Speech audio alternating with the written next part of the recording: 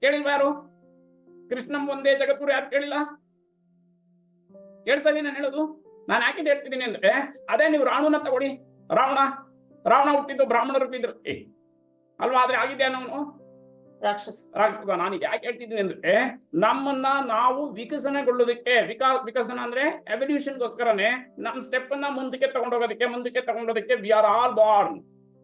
ನಾನೊಬ್ನೇ ಅಲ್ಲ, ಎಲ್ರು. ರಾಘವೇಂದ್ರ ಸ್ವಾಮಿಗಳು ಮನುಷ್ಯರಾಗಿ ಹುಟ್ಟಿದ್ದು. ಬುದ್ಧ ಭಗವಾನ್ ಬುದ್ಧ ಮನುಷ್ಯರಾಗಿ ನಮ್ಮ ತರನೇ ಜನ್ಮ ತಗೊಂಡಿದ್ದು. ಬಸವಣ್ಣವರು ನಮ್ಮ ತರನೇ ಜನ್ಮ ತಗೊಂಡಿದ್ದು.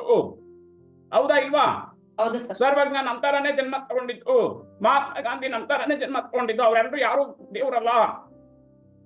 ಹೌದಾ ಇಲ್ವಾ? ಆದ್ರೆ ಅವ್ರನ್ನ ನಾವೆಲ್ಲರೂ ನೆನೆಸ್ತೀವಿ. ವೈ? ಬಿಕಾಸ್ ಅವರು ಎವಲ್ಯೂಷನ್, ಅವರ ಆತ್ಮವನ್ನ ಉನ್ನತೀಕರಿಸ್ಕೊಂಡೇ ಬಂದಿರೋದು. ಉನ್ನತೀಕರಿಸೋದು ಅಂದ್ರೆ ಎವಲ್ಯೂಷನ್. ಇಮಿಡಿಯೇಟ್ ಆಗಿ ಯಾರು, ನಾನು ಮುಂಚೆನೆ ಹೇಳಿದ್ದೀನಿ, ದೇವರು ಯಾರನ್ನು ಪಕ್ಷಪಾತ ಮಾಡಿ ಪಾರ್ಶಾಲಿಟಿ ಮಾಡಿ ಯಾರನ್ನು ಭೂಮಿ ಕಟ್ಸಲ್ಲ. ಆದ್ರೆ ನಾವು ನಮ್ಮನ್ನ ಯಾವ ಇದಕ್ಕೆ ತಗೊಂಡೋಗ್ತೀವಿ ನಮ್ಮ ಕೈಯಲ್ಲಿದೆ. ನಾನು ಆಗ್ಲೇ ಹೇಳಿದ್ನಲ್ಲ, ಶ್ರೀಕೃಷ್ಣ ರಾಕ್ಷಸರ ಕುಟುಂಬದಲ್ಲಿ ಹುಟ್ಟಿದ್ರು ದೇವರಾದ. ಇವನು ಯಾರು? ರಾವಣ ಬ್ರಾಹ್ಮಣರ ಕುಟುಂಬದಲ್ಲಿ ಹುಟ್ಟಿದ್ರು ಅವನು ರಾಕ್ಷಸ ಅದ.